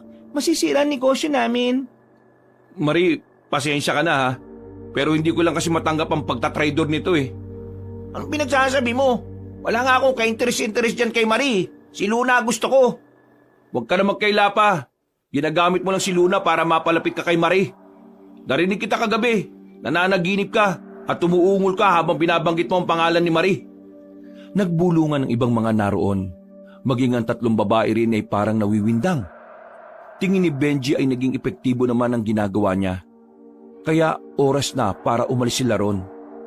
Marie, Luna, Glenda, pasensya na ha. Kakausapin ko lang tong kaibigan ko sa ibang lugar para hindi na kami makaabala. Almar, tayo mo yung lamesa. Magbayad ka ng doble. Ikaw, Alan, mag-usap tayo ha. Hinila ni Benji si Alan at saka sabay na silang umalis. Nang makalayo-layo na sila, tawa ng tawa si Almar nang mapagtanto nitong isang malaking palabas lang pala ang eksenang yon. Banas na banas si Alan ng mga sandaling yon. Pero nagpapasalamat na lamang ito dahil nakalis sila nang hindi man lang nakakaramdam o nakahalata ang mga babae sa kanilang pakay. Hindi man sila nakagawa ng paraan para mapalapit sa mga yon. Ang mahalaga lamang kay Benji ay maabala niya ang pagtatrabaho ng tatlo. Yun lang ang nakikita niyang paraan para kahit papaano ay mapigilan niya ang operasyon ng pares. Kinabukasan nga, himbalang hindi nakapagtinda ang parisan nila Marie. Sa isip-isip ni Benji, tila naging epektibo ang ginawa niyang paglalagay ng pangontra sa banyo ng mga yon. Ihandaan niyo ang mga sarili niyo ha. Ngayong wala silang tinda, siguradong may pinaplano sila. Nakahanda naman kami, Mang Lanorio. Kahit na ano mangyari, hindi namin sila uurungan. Mang Lanorio, tanong ko lang. Alam niyo ba kung gaano sila karami? Hindi pa namin alam. Pero may hinala kami na iba ang taktika nila kapag umaatake. Hindi sila magkakasama, kalat-kalat. Kaya naman, yung iba namin kasamahan, sinabihan ko na kumalat sa mga kalapit ding lugar. Yung pamilya natin ang baka idamay nila. Si Mama, nasan ba? Kapag ganito ang sitwasyon, napunta na ang mama mo sa kapatid niya sa kabila. Eh kayong dalawa, nasaan ang pamilya niyo? Hindi pa rin sila nakakauwi eh. Alam na nila gagawin nila. Napaliwanag ko na rin sa kanilang sitwasyon. Eh mabuti naman kung ganon. Eh di, makakapaganda na tayo ng walang iisipin na iba. Ano bang gagawin natin ngayon pa? Pupunta tayo sa Parisan. Mag-aabang tayo kung may darating na aswang doon. Umalis na rin kagad sila ng bakuran nila Benji. Malakas ang loob nilang maglakad sa kalsada ngayon dahil kasama na nila si Mang Lanorio. Sa pagkakataong ito, dumating sila roon at tahimik ang parisan. Mukhang hindi talaga yung pinuntahan ng tatlong babae ngayong araw. Makalat pa rin sa labas. Papasukin natin ang loob. Marahan silang lumapit. Maingat ang bawat takbang nila nang hindi man lang nakakagawa ng kahit na anong ingay. Narating nila ang bintana. Sinira nila ulit yon at saka nakapasok ng walang kahirap-hirap. Hinalugog nila ang parisan. Lahat ng lalagyan ay tiningnan nila. Hindi rin nila pinalampas ang drum. Pero wala nang laman yon. Mawawala na sana sila ng pag-asa nang meron silang makitang sako na nakatabi sa bandang sulok. Nang galawin nila ang sako, sakalang umalingasaw ang amoy. Pagsilip nila, mga buto ng tao ang naroroon. Mga bungo na parang sariwa pa lang. Meron na naman silang dinalang tao. Pero hindi siguro dito sa atin. Alam nilang nagiging mainit na sila sa atin eh. Kailangan natin malaman kung anong klaseng aswang sila para maumpisa na rin natin kung paano sila pupuksain. Sige pa, maghalugog pa kayo dyan. Kapag may nakita kayong kakaiba, sabihin nyo kaagad sa akin. Ipinagpatuloy lang nila ang kanilang ginagawa. Halos magulo na nila ang mga gamit sa loob. Pero wala na silang pakialam kung makahalata pa ang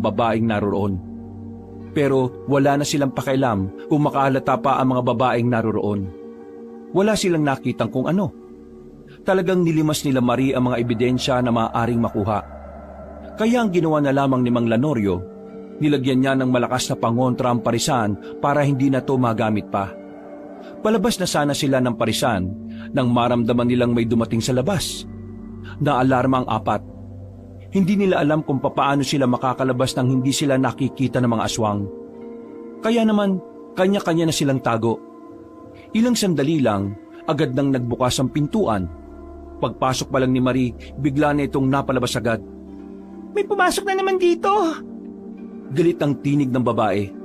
Narinig na lang din nilang may dalawa pang babae na umangil. Sinensya naman ni Mang Lanorio ang 3 binata na maghanda. Dahil sa mga sandaling yon, inaasa na talaga nilang mapapalaban sila. Umalis na tayo dito. Hindi na natin mapapakinabangan ang parisan na ito. Narinig na lang din nilang parang may pumagaspas na pakpak. Pagsilip nila sa labas ay wala na ring naroon. Nakahinga na maluwag sila Benji. Hindi naman na nila sinayang ang oras para makaalis na rin. Mula nang lagyan nila ng pangontra ang parisan na yon, wala na ring naging operasyon ng parisan nila Marie. Maraming kalalakihan ng lalungkot dahil hindi na nila nakikita ang 3 magagandang babae. Buong akala nila ay hindi na magpapatuloy ang parisan na yon. Pero nagulat na lamang sila nang malaman na hindi lang pala ang parisan nila Marie ang meron. Sa impormasyong nakaabot sa kanila, meron din parisan sila Marie sa iba't ibang parte ng kanilang probinsya. Karamihan matatagpuan talaga sa kagubatan ng mga parisan nila. 4 na araw pa lang ang nakalipas, pero napakarami nang nangyari. Lalong kumalat ang usap-usapan na nangunguha na naman ng mga tao ang mga aswang. Hindi na sa kanilang lugar, pero talamak yon sa ibang mga barangay. Dahil dito, nakataas na ang pagiging alerto ng mga albularyo sa iba't ibang samahan. Ano ngayon ang gagawin niyo? Napalayas niyo nga rito sa atin. Nasa ibang mga lugar pala lumipat. Ano pa ba? E di tutugisin namin ang mga hinayupak na yon. Sige, mag-iingat kayo. O ikaw, Benji, alalayan mo tong papa mo. Matanda na to. Baka mamaya rayumahin habang nakikipaglaban to. Anong akala mo sa akin, Gurang? Matanda ka naman na talaga Ano bang akala mo sa sarili mo?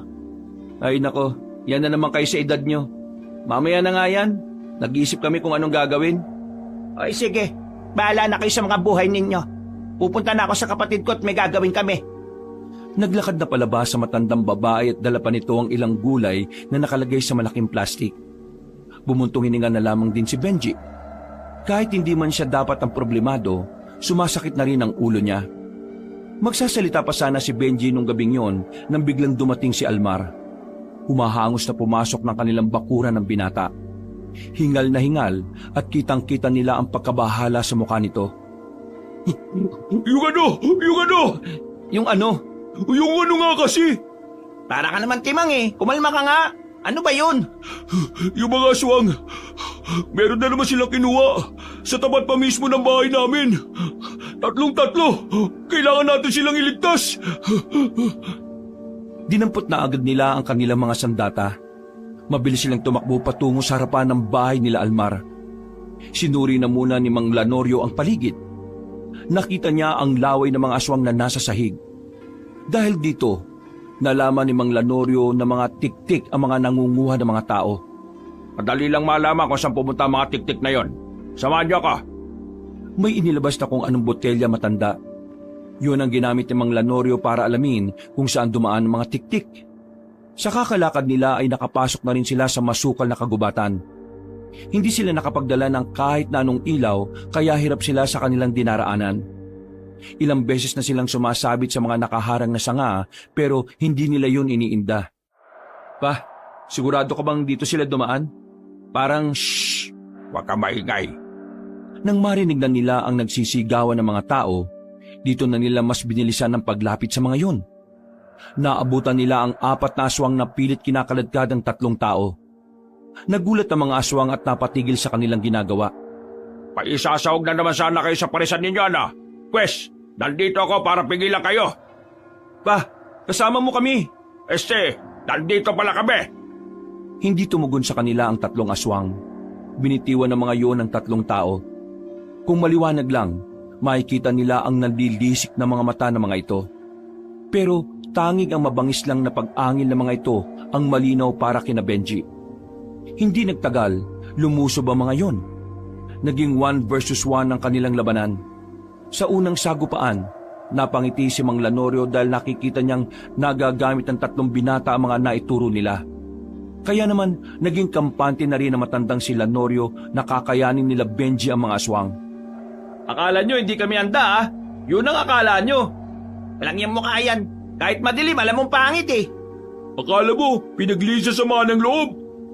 Nang muling umatake ang mga aswang ay nagawa nilang makadepensa. Hindi makatama ang mga nilalang.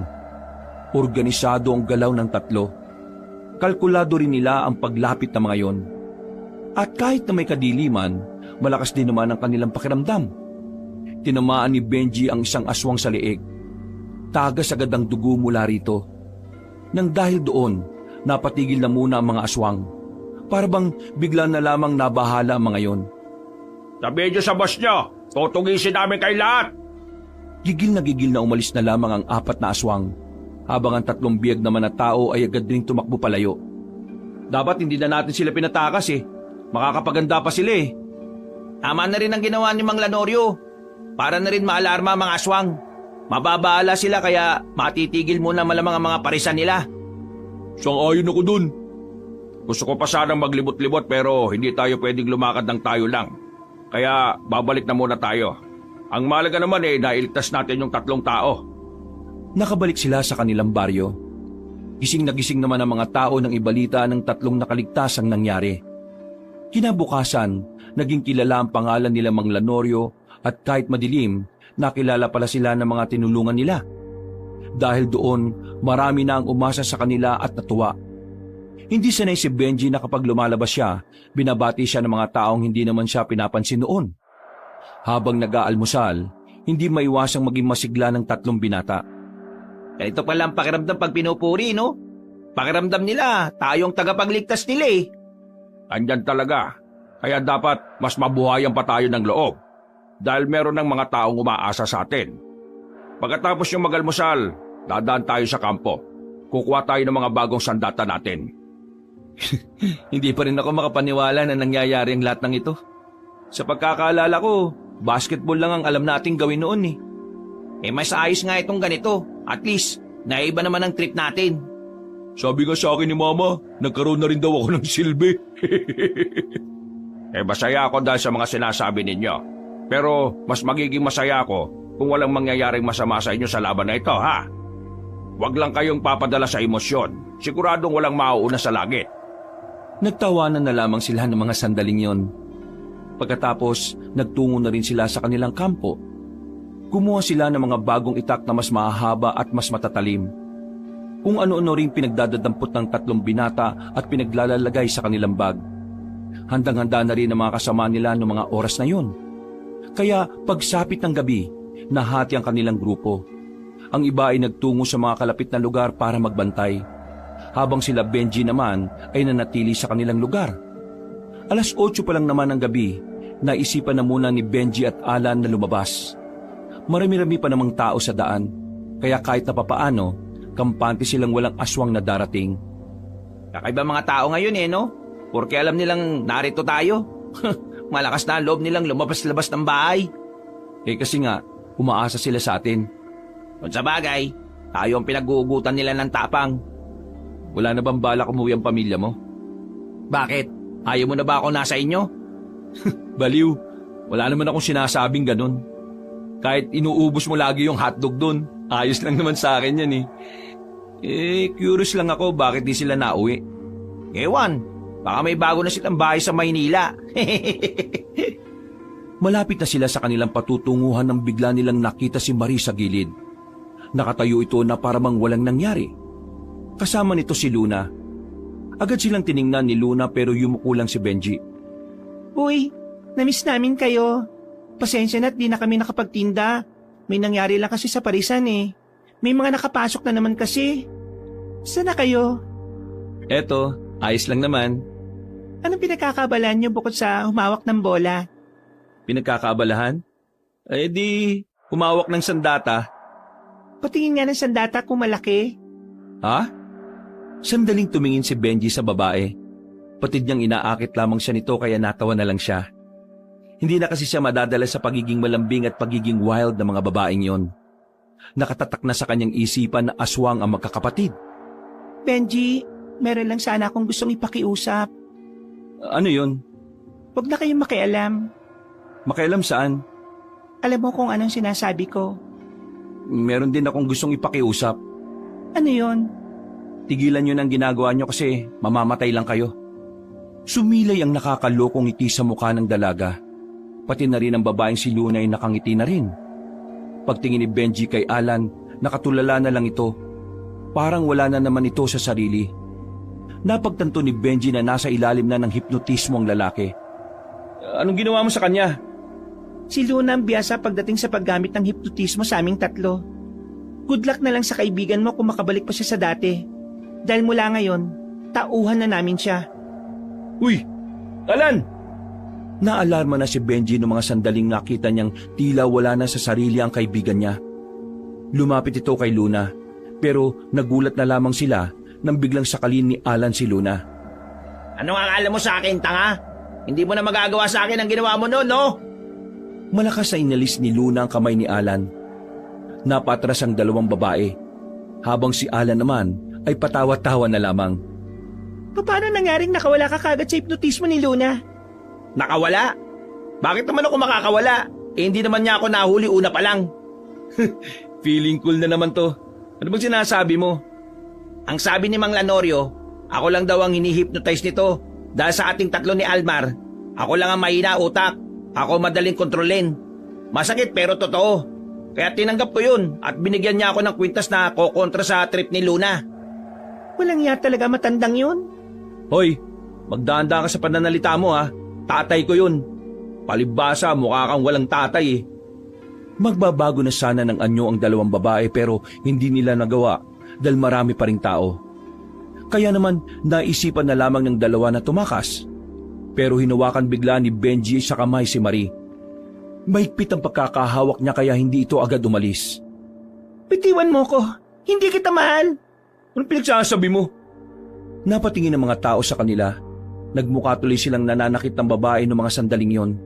Kaya naman, hindi na natiis ni Benji na ipaalam din sa mga tao ang tunay na kulay ng dalawang babaeng yon.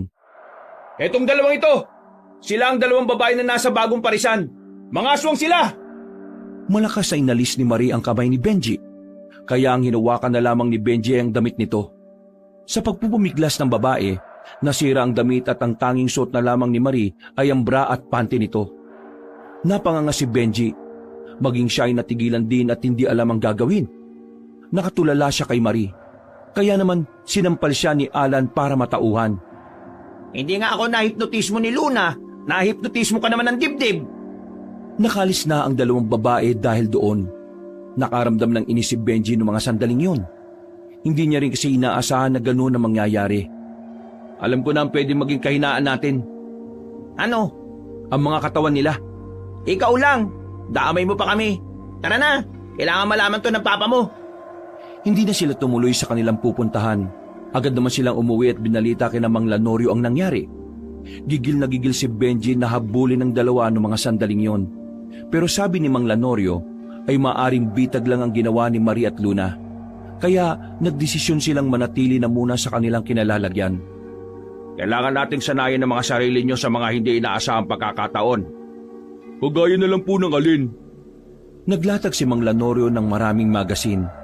Larawan nyo ng mga babaeng walang saplot kahit isa. Para saan to pa? Dahil sa kinuwento nyong nangyari ngayon, masasabi kong tama ka, Benji. Yan ang magiging kahinaan ninyo. Tingnan nyo mga magasin na yan hanggang kinabukasan ng umaga. Walang matutulog, walang magsasarili. Kailangan nyo masanay.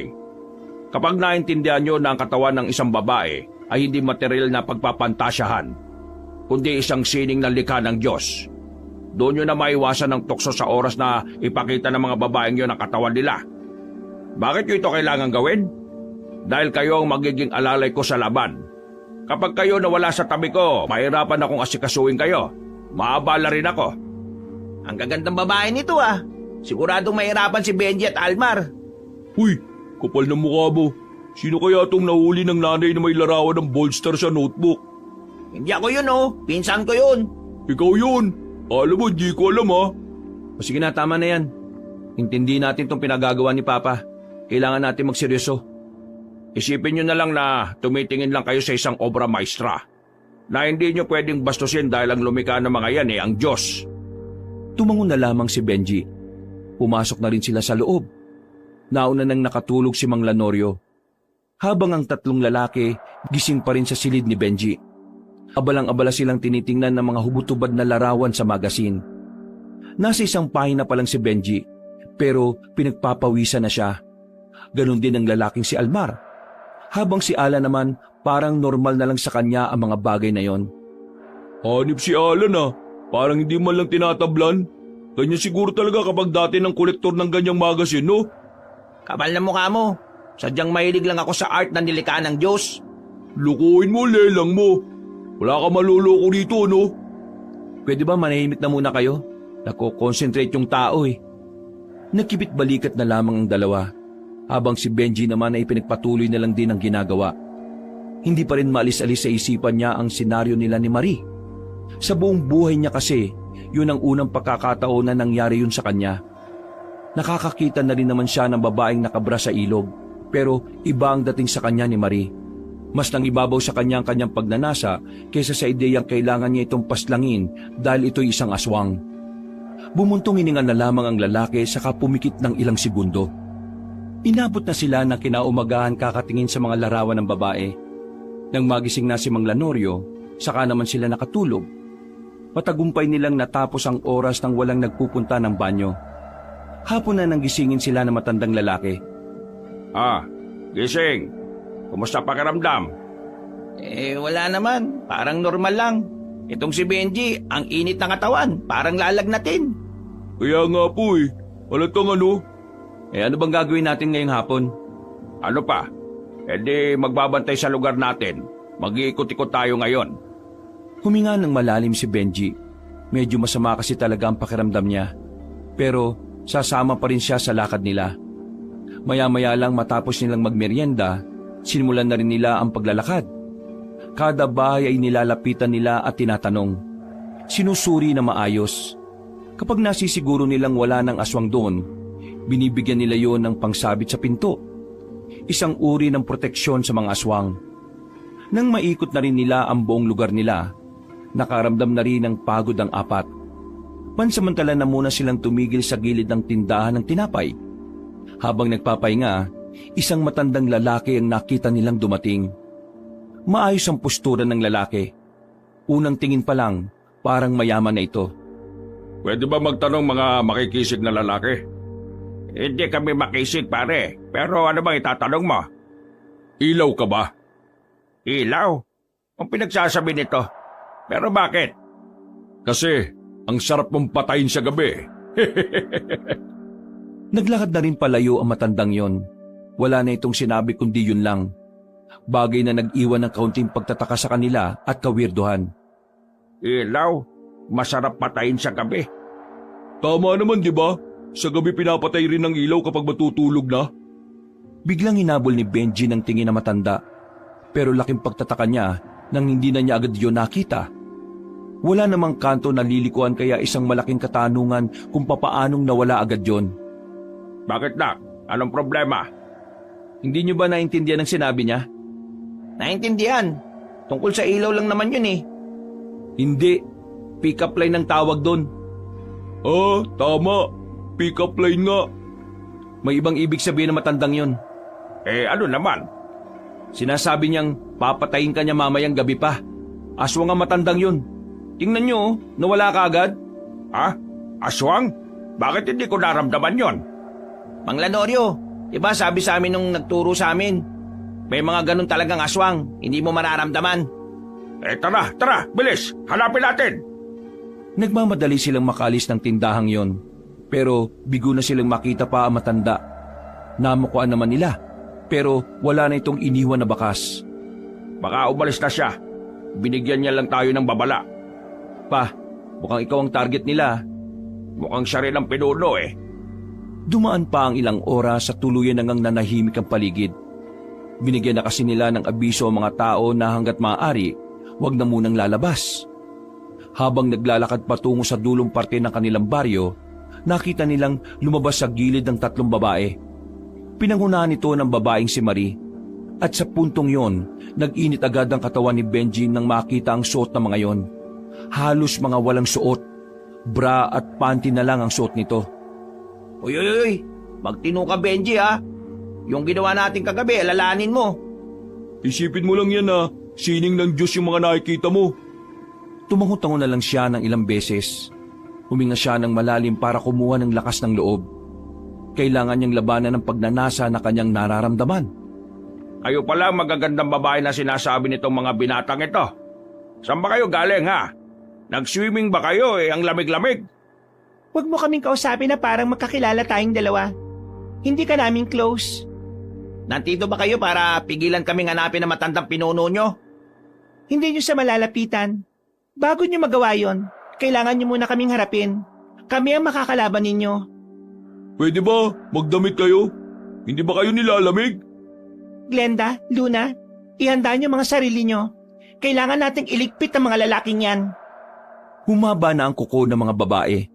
Nagbago na rin ng kaunti ang mukha ng mga yon. Pero ang katawan nanatili pa ring mainit sa mata ni Benji. Hindi nagtagal, lumusob na rin ang 3 babae sa kanila. Napatulala lang si Benji sa gilid, habang sila Mang Lanorio naman ang kusang humarap sa mga aswang na yon.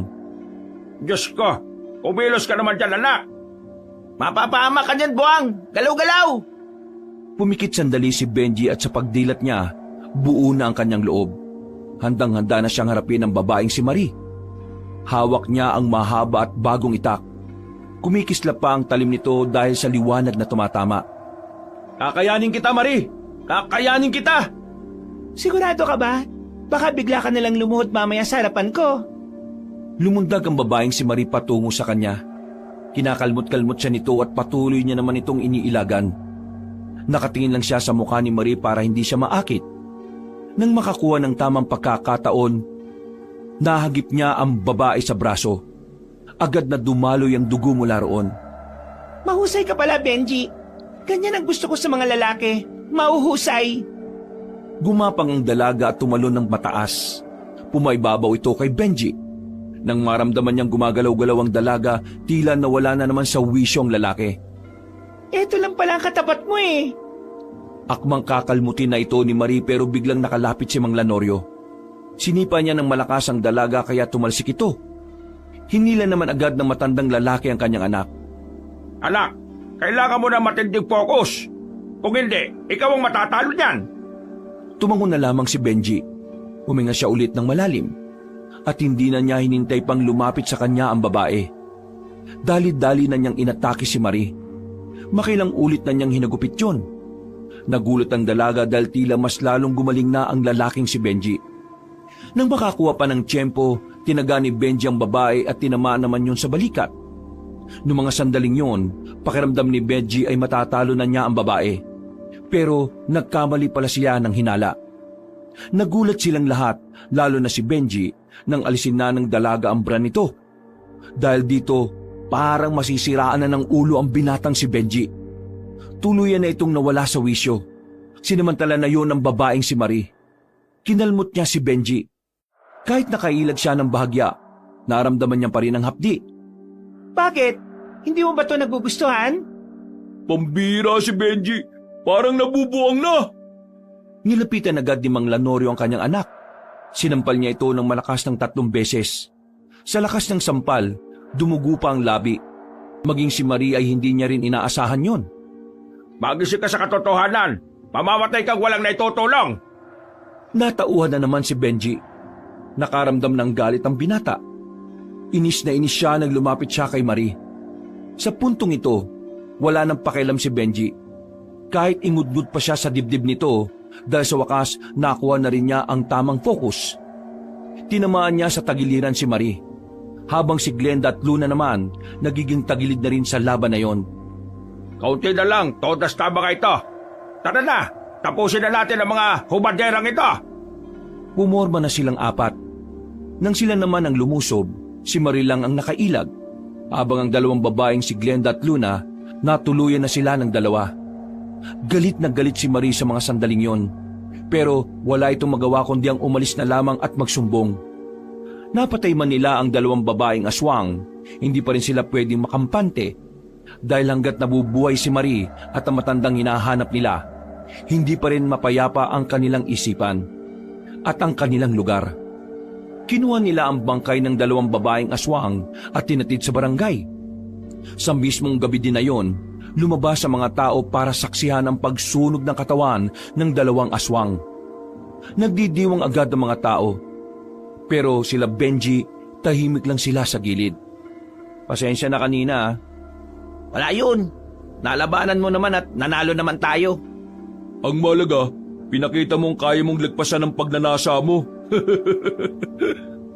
Napalingon silang lahat sa bubungan ng barangay nang makita nila ang isang matanda at isang babae na naroon. Naalarma na ang mga tao nang mapagtantong ang dalawang yon ay mga aswang. Si Marie ang babae, kasama nito ang matandang lalaki. Nasa kanilang palagay, yon ay ang pinuno ng mga aswang. Well, kagaya ng inaasahan ko, mababaw ang kaligayahan ng mga tao. Nakapatay lang nagdiwang na. Mga ignorante! Ikaw ba nga mo na 3 babaeng kalaban namin? Oo, hindi lang basta amo. Ako rin ang may-ari ng parisan na sinira ninyo. Ikaw pala ang pasimuno ng lahat ng ito Linti ka pala kung ganon. Wala ka bang pambili ng karne ng baboy o baka? Bakit karne ng tao ginagamit mo? Mas malinamnam kasi ang karne ng tao. Human meat is so delicious. Walang iyang matanda to, pa-English-English pa eh. Bumaba ang matandang si Demetrio. Inihanda naman nila Benji ang kanilang sarili. Alam nila sa mga sandaling yon, magsisimula na naman ang labanan. Alam niyo bang nanggigigil ako sa mga mukha ninyo? Dahil kayo, sinira niyong negosyo ko. Wala kaming pakialam kahit na mukha mo pang masira. Hindi na nagsayang ng oras sa matandang aswang. Bigla-bigla na lamang itong nagbago ng anyo. Pumangit ang mukha nito at humaba ang buhok. Nanlalaki ang mga mata ni Mang Lanorio. Ngayon lang kasi siya nakakita ng lalaking kubot na aswang. Gumala ang mahaba at makakapal na hibla ng buhok ni Mang Demetrio. Noong mga sandaling yon, alam na nilang mahihirapan sila sa laban. Kaya naman, nagiwahiwalay na sila ng pwesto. Pinalibutan nila ang aswang na si Demetrio. Sabay-sabay silang umatake pero hinawi lang sila ng malakas ng buhok nito. Ba, bakit ba nga ba ng buhok ng siraulong yan? Kubot yan. Isang uri ng aswang na humahaba ang buhok. Pero hindi ko alam kung bakit may lalaking kubot. Kadalasan, babae lang kasi. Hindi na naituloy ni Mang Lanorio ang kanyang sasabihin nang pumulupot sa katawan nito ang hibla ng buhok ni Demetrio. Inangat siya ni Demetrio at inilapit at pinagsasampal ni Demetrio si Mang Lanorio ng maraming beses. Walang iya ka. Ikaw ang pasimuno ng lahat ng yan Ayan, sampal ka ngayon. Mga pre, bilis! Agad na tumakbo ang 3 lalaki patungo kay Mang Demetrio. At sa pagkakataong yon, nagawa na nilang patamaan ang matandang aswang. Tinaga nilang 3 si Mang Demetrio sa katawan. Dahil dito ay nabitiwan nito si Mang Lanorio. Hindi pa sila nakontento. Sinuntok pa ni Mang Lanorio ang aswang ng ilang beses para makaganti. Pagkatapos ay agad na rin silang lumayo dahil nagbabadya na naman ito ng pag-atake. Siraulong aswang yan Ang sakit ng sampal. Ba, sabi mo sa amin, anong kainaan ng mga kubot? Sa dibdib. Sa dibdib natin siya kailangang birahin. Hindi pa sila tapos mag-usap ay agad nang gumala ang buhok ng kanilang kalaban. Nagtakbuhan na muna sila para hindi sila mapuluputan. Nang makarating na sila sa gilid ng mga kabahayan, pansamantala silang nakapagpahinga. Nakita nila ang buhok na parang may sariling isip na umaharap sa kanila. Kapag nagkaroon tayo ng pagkakataon, putulin natin ang buhok. Mababaliw yan kapag naputol ang buhok niya dahil mahalaga yun sa mga kubot. Kakatingin nila sa labas, hindi na nila nabantayan na nasa likuran na pala nila ang buhok. Hinila si Alan palabas at si Almar. Samantalang nakailag naman si Mang Lanorio at si Benji. Hindi nyo na ako matatakasan! Papalagpasan na sila nang biglang mablot na rin ang kanilang paa. Pare-pareho na silang bihag ni Demetrio sa mga sandaling yon. Marie, halika! Di ba galit ka sa kanila? Ikaw ang tumapos sa kanila. Pero bago yon, bigyan na muna natin sila ng pagkakataon para makapagpaalam sa mundong ito. Sinabi ko naman sa inyong wala kayong panama sa pinuno namin, di ba? Ngayon, sisihin nyo na lang ang mga sarili nyo dahil mamamatay kayong walang magagawa. Marie, itigil nyo na to! Bakit naman namin gagawin yon? Nagninegosyo lang kami. Pwede naman kayo magnegosyo nang hindi dinadamay ang mga tao eh. Mali ang ginagawa nyo. Kaya nakikiusap ako sa inyong itigil nyo na to. Bigla ka yatang bumait ngayon, Benji. Nasaan na ang tapang mo kanina? Pre, wala kang mapapala sa pakikipag-usap dyan. Sira ulo ng mga yan. Ikaw, katandang aswang, anong pangalan mo? Kanino ko pa hinihintay na tanungin niyo ang pangalan ko? Sa wakas, may pagkakataon na rin ako magpakilala na maayos. Ako nga pala si Demetrio Loresca, ang pinakamayamang aswang sa balat ng lupa. Pero dahil sa mga kutong lupa na kagaya nyo, nabawasan ang yaman ko. Kaya naman, Marie, paslangin mo na mga yan bago pa ako mainis. Masusunod, mahal na pinuno. Sandali lang. May gusto lang ako sabihin. Aba, mukhang mamamaalam ka na. Sige, magsalita ka. Meron kang 10 segundo. Nagkakamali kayo ng akala na ito na ang katapusan namin. Alam niyo bang meron akong misis na hindi ka manunugis pero dati namang Amazona nung kabataan niya pa? Si Mama? Amazona? Manahimik na kayo. Hindi na ako natutuwa sa inyo. Tatagay na sana ni Marie si Mang Lanorio nang biglang may tumarak na palaso sa leeg ng dalaga. Nang makita nila si Aling Oryang sa gilid, may hawak-hawak na yung pana. Hindi pa nakontento matandang babae. Tinira pa nito ulit ng isang palaso ang babaeng si Marie. At sa pagkakataong yun naman, tinamaan na ang dalaga sa ulo. Dahilan para tuluyan na nga itong bumagsak. Sinunod naman ni Aling Oryang na pukuli ng palaso ang matandang si Demetrio. Tinamaan ang matandang aswang sa bandang balikat kaya nabitiwan nito ang mga bihag. Mambihirang mga siraulo ito. May hinang nila lang. Hindi nyo ba kaya ang isang yan? Matanda na yan. Mabuti na lang at dumating ka. Kung hindi, baka wala na kami. Ma, Amazona ka pala? Bakit ngayon ko lang nalaman to? Bakit? Nagtanong ka ba? O siya. Mamaya na ang usapan. Unahin na muna natin itong matandang aswang na ito.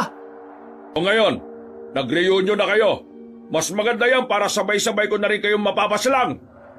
Muling gumalang mahahabang buhok ng aswang. Pero dahil tumaas ang kanilang moral, hindi na sila nababahala sa mga buhok na yon. Agad-agad nilang pinuputol ang mga hibla. Magaling ang ginawa nilang pag-atake kaya hindi agad nakapaganda si Demetrio. Ilag lang ng ilag ang matandang aswang. Natataranta na ito at hindi alam ang gagawin. Sa puntong yon, napagtanto ni Benji na hindi naman pala talaga malakas ang aswang na yon. Parang ang hindi rin yun sanay sa pakikipaglaban. Halatang takot nang mawala na ang mahaba nitong buhok. Natatakot ka na matanda? Bakit naman ako matatakot sa inyo? Hindi nyo nga ako matatalo, mga inutil! Tinamaan ni Aling Oryang ng palaso matandang aswang sa hita. Dahilan para mapabagal nila ang kilos nito. Sinubukan pa ni Mang Demetrio na atakihin ang 3 binata. Pero nakailag lang ang mga yon. Sa halip, tinaga ni Benji ang aswang sa bandang tiyan. Sinundan naman yon ni Alan at Almar.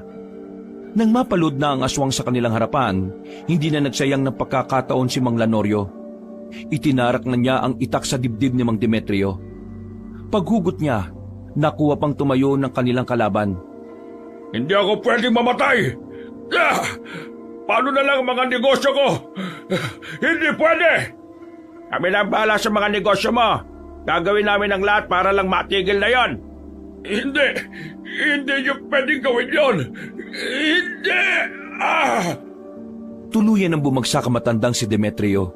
Ilang segundo lang ang nakalipas, nalagutan na rin ito ng hininga. Noong mga sandaling yon, ay nakahinga na rin sila ng maluwag. Diyos ko naman talagang buhay to. Kung hindi ba talaga ako dumating hindi ba ito matatapos? Kaya ka nagpapasalamat ako sa iyo eh.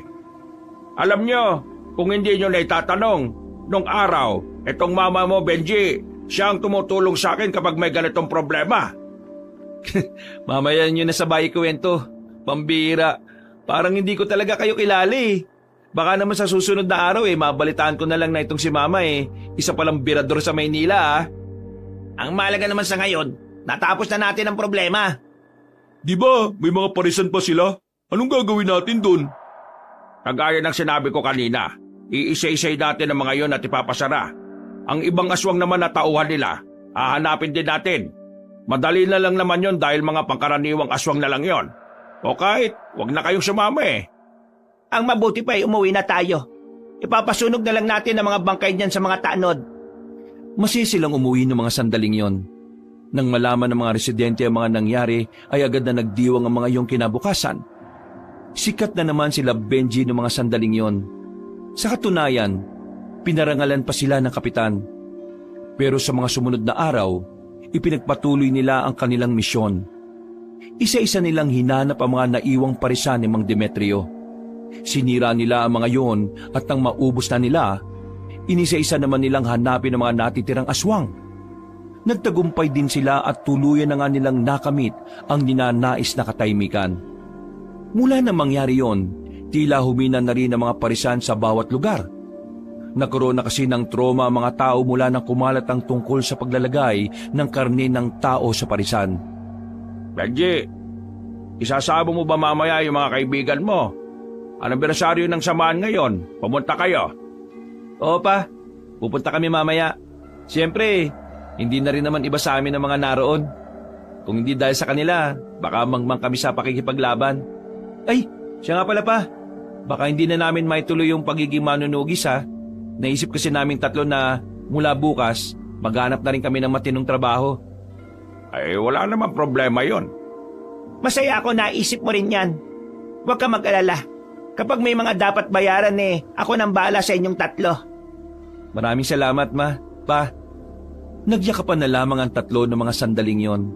Masayang-masaya ang kalooban ni Benji dahil pakiramdam niya, mas lalong naging matibay ang kanilang pamilya. Wakas. Parang araw-araw may kompetisyon ng pasarapan ng tindang